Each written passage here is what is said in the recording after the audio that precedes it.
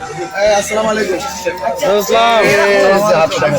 আমি তো ওয়াবি দেখে ভোট দেওয়া যাবে ভাই। দেখেন, আপনারা আপনাদের আদর্শের কথা মাঠে বলেন, ইসলামের আলোকে আমরা আমাদের আদর্শের কথা বলি, ইসলামের আলোকে। এটা 1400 বছর থেকে চলতেছে, কিয়ামত পর্যন্ত চলবে। কিন্তু আমি যে দায়িত্ব নিয়ে মাঠে আত্মপ্রকাশ করেছি, এটা হলো রাজনীতি। আর রাজনীতি হয় আকীদার ভিত্তিতে না, রাজনীতি হয় ইনসাফের ভিত্তিতে। সুতরাং আমি যখন রাজনীতি করবো, ইনসাফের ভিত্তিতে করবো। আপনাদের দলিল দিয়ে কথা বলছেন না, যারা ওয়াবি খেসে করা যাবে না, এটা আমার কথা না, এটা দলিল।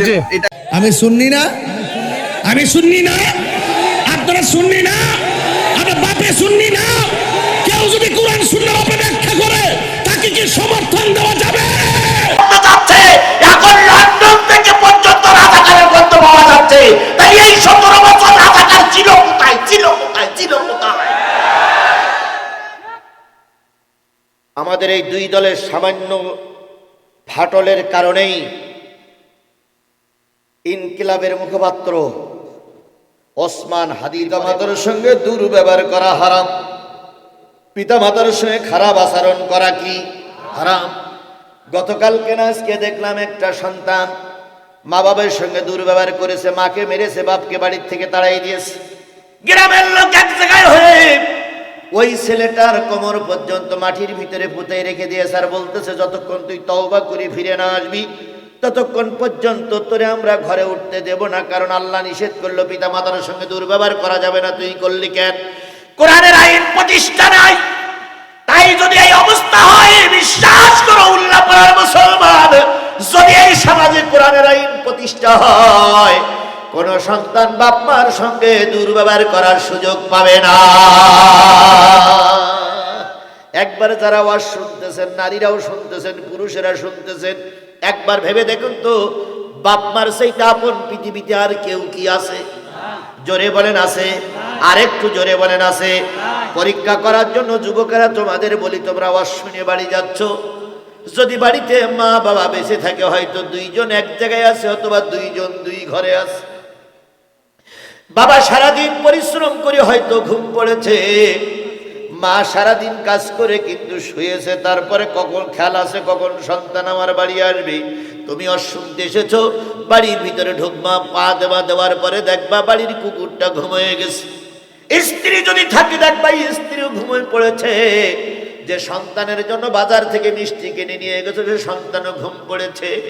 বাড়ি তোমার কেউ জায়গা নাই, যাই না বাড়ির উঠানের ভিতরে পা রাখবা। যদি মা বেঁচে থাকে, সর্বপ্রথম মা কামরার থেকে ডেকে বলবে, আজিজুল অশ্বিনী কি বাড়ি আসলে নাকি? এখন রাত কয়টা বাজে? এবার আপনি ডাক দিয়ে বলবেন, মা পৃথিবীতে কেউ জেগে নেই, যত বাড়িতে দেখলাম সব বাড়িতে ঘুমায়ে পড়েছে, বাবাও জেগে নেই, স্ত্রী জেগে নেই, সন্তানগুলো জেগে নেই। ও আমার জনম দুঃখিনী মা, তুমি এখনো জেগে আছো। মা তখন ঘুমের থেকে উঠে দরজাটা খুলে দিয়ে সোনার মালিকের কপালে একটা চুমা দিয়ে বলবে, মালিক রে, তুই যে আমার 36টা নারী ছেড়া ধন, তুই বাইরের থেকে বাড়ি না আসা পর্যন্ত আমার চোখে আল্লাহ ঘুম দেয় না। কেন যে ঘুম দেয় না তুই তখনই বুঝবি, যখন তোর ছেলে বাইরে লেখাপড়া করতে যাবে, রাত্রে বাড়ি আসবে, যতক্ষণ পর্যন্ত সন্তান তোর বাড়ি আসবে না ততক্ষণ পর্যন্ত তোর দুই চোখে ঘুম আসবে না। এটাই যদি হয় মা, এটাই যদি হয় বাবা, ও আমার নারীরা, ও আমার ভাইয়েরা, দয়া করে বাপ মার সঙ্গে দুর্ব্যবহার করো না। আল্লাহর পরে বাপ মার স্থান।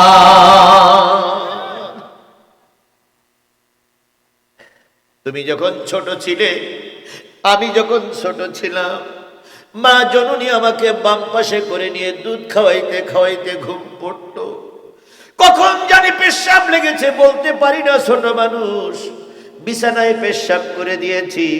কিছুক্ষণ পর মা ঘুম থেকে জেগে দেখলো সন্তানের পাছার তলা ভিজা। মা ডাক দিয়ে বলে, আল্লাহ, কখন পেশাব করেছে? ভিজা পেশাবের পরে সন্তান যদি থাকে, ওর জ্বর আসবে, অসুখ করবে। তাই মা ডান পাশে নিয়ে ঘুমাইছে। ডান পাশে তুমি কখন, আমি কখন পেশাব করে দিয়েছি। মা পেশাবের পরে ঘুম পড়েছে, সন্তানটারে বুকের পরে করে নিয়ে ঘুমাইছে। কখন জানি তুমি আর আমি বুকের পরে পেশাব করে দিয়েছি। এরপরে মার যখন শাড়ি আর সায়া ব্লাউজ যখন ভিজে গেছে, মা তখন সন্তানটারে নিয়ে বাইরে চলে গেছে। ধোয়ায়ে সুন্দর পরিষ্কার করে নিজের পরনের কাপড়গুলো খুলে ওইখানে রেখে নতুন কাপড় পরে তোমার আর আমার গালে চুমা দিয়ে যে মা ঘুমালো, যে মা নরম শক্ত খাবার গুলো চিবাইয়ে চিবাইয়ে নরম করে তোমার খাওয়ালো, যে মা 2 থেকে 2.5 বছর গরম পানি নামক দুধগুলো তোমার খাওয়ালো, যে মা 10 মাস 9 দিন পেটে ধারণ করলো, যে মা জীবনের ঝুঁকি নিয়ে সারাটা জীবন তোমার পিছনে ব্যয় করলো, ও আমার নারী ছেড়া সন্তান, ওই বাপ মার সঙ্গে দুর্ব্যবহার করো না। বাপ মা দোয়া করলে পৃথিবীর গুলি মিস হতে পারে, আল্লাহর বাপ মার দোয়া আল্লাহ মিস করবে না। শঙ্কুনি মা ছিল আমাদের দেশে একটা, শঙ্কুনি মা। উনি নাকি মানস কন্যা। কি কন্যা? মানস কন্যা। আপনাদের আমাদের সবাই মা ছিল। কি জাতের মা! সবাইকে বেড়াই রেখে উনি বিমানে চলে গেল, একবারও সন্তানের কথা মনে করল না। এ কি মা? এ মা নামের কলঙ্ক, এ রাক্ষসী মা, এ ডাইনি মা। গতকাল দেখলাম 2টা বিড়াল, একটা বিড়ালের বাচ্চা, একটা বিড়াল একটা পিলারের উপর দিয়ে যাচ্ছে, কিন্তু পিলার থেকে মাটিটা অনেক নিচে। মা চিন্তা করলে আমার এই বাচ্চা বিড়ালটা যদি এখান থেকে পড়ে যায় নিশ্চয়ই ওর পা ভেঙে যাবে, ওর মাথা বাষ্ট হবে। তাই মা বিড়ালটা আগে নামলো। নামার পরে বাচ্চা বিড়ালটা উপরে, বাচ্চা বিড়ালটা ডাকতেছে মিউ মিউ। মা তখন তার ভাষায় বলতেছে আমি নিচে আসি, চিন্তা করিস না, তুই লাফ মার। ছোট বিড়ালটা যখন লাফ মারলো, দেখলাম মা বিড়ালটা অনেকটা উপরে উঠেছে, ও ধরলো। ধরার পরে নিচে নেমে ওর গালে একটা মুখ দিয়ে ওর ভাষায় বলতে চাইলো যে আমি তোর মা, আমি মরতে পারি কিন্তু তোর বিপদে ফেলাবো না। এর নাম কি? জোরে বলেন, এর নাম কি? এই মা যাদের বাড়িতে আছে সকলের পায়ে ধরে অনুরোধ করলাম, বাপ মার সঙ্গে দুর্ব্যবহার করবেন না। বাপ মার সঙ্গে দুর্ব্যবহার করলে কপাল টলে যাবে। এই জন্য আল্লাহ বললেন আদম আলাইহিস সালামের মা ছিল না, বাবা ছিল না। হাওয়া আলাইহিস সালামের মা ছিল না, বাবা ছিল না। সেই ছাড়া পৃথিবীতে যত নবীর বাপ মা আছে, সব নবী সহ আজকে যারা দুনিয়া আছো, বাপ মার সঙ্গে সুন্দর ব্যবহার করো। বাপ মার সঙ্গে দুর্ব্যবহার করা হারাম, হারাম, হারাম।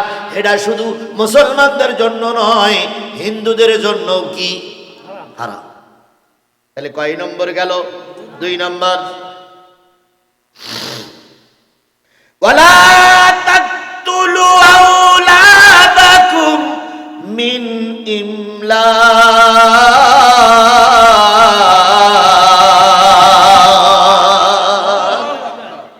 ছেলে মেয়েদের হত্যা করো না রেজেক দেওয়ার ভয়ে। বাচ্চা বেশি হলে রেজেক দিতে পারবে না, ছেলে মেয়ে বেশি হলে রেজেক দিতে পারবে না, খাওয়ার জোগাড় করতে পারবে না বলে ছেলে মেয়ে হত্যা করো না। ছেলে মেয়ে হত্যা করা হারাম করে দিয়েছেন কে? এবার পুরীর আর একটা অংশ আল্লাহ বললেন নাহানু নারযুকুকুম ওয়া ইয়াহুম, আমরা তোমাদেরকেও রিজিক দেই, যারা দুনিয়া আসতেছে তাদেরকেও রিজিক দেই। রিজিকের চাবিকাঠি আমি আল্লাহ আমার হাতে। শেখ হাসিনা খাওয়ায় না, খালেদা জিয়া খাওয়াবে না, আওয়ামী লীগ খাওয়াবে না, বিএনপি খাওয়াবে না, জামাত ইসলাম খাওয়াবে না, খাওয়াবে কে?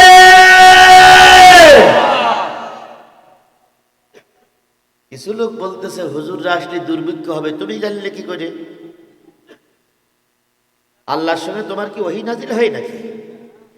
আল্লাহর সঙ্গে কি তোমার সঙ্গে গুড সম্পর্ক আছে নাকি? তাহলে তুমি জানলে কি যে হুজুররা ক্ষমতায় গেলে দেশের খাদ্য দিতে পারবে না? কি কায়দায় বলতেছে ভারত আর আমেরিকা হুজুরদের পাশে থাকবে না, তাহলে আমাদের দেশে দুর্ভিক্ষ হবে। দেখো না এখন পেঁয়াজ বন্ধ হয়ে গেছে, ঝাল বন্ধ হয়ে গেছে। ও ভাই, ভারতের সব জিনিস এখন বন্ধ, তারপরে বাংলাদেশের লোক না খেয়ে আছে।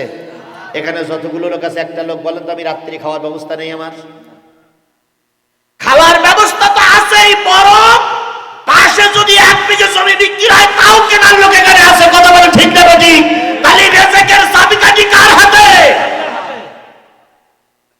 সুতরাং রেজেকের চাবিকাঠি আল্লাহর হাতে, এই চিন্তা ভাবনা করি আমরা আগামীতে চলবো ইনশাল্লাহ। এখন আমাদের দেশের রেজেক দিতে পারবে না বলে আমাদের দেশে একটা প্রবাদ বাক্য আছে, কি বলেন তো? ছেলে হোক মেয়ে হোক কয়টা সন্তান? 2টি সন্তান।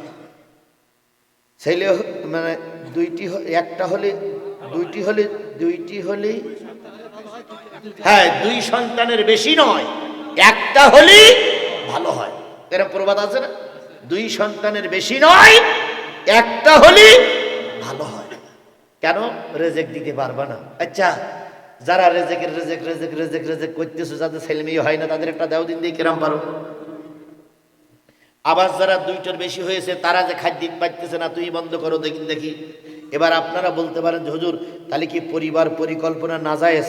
না, পরিবার পরিকল্পনা নাজায়েজ নয়। আলেমরা ভালো করে শোনেন, পরিবার পরিকল্পনা জায়েজ।